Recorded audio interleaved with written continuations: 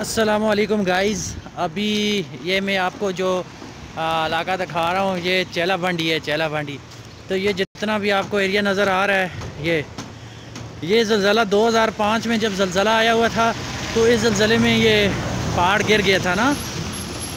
ये वो इलाका, इसको नीला दंदी भी कहते हैं हम अपनी ज़ुबान में।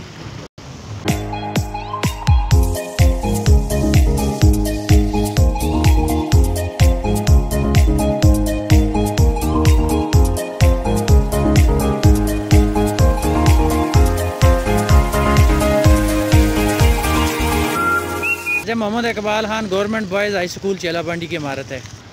ये मुजफ्फराबाद शहर की तरफ जाने वाली गाड़ियाँ का रास्ता है।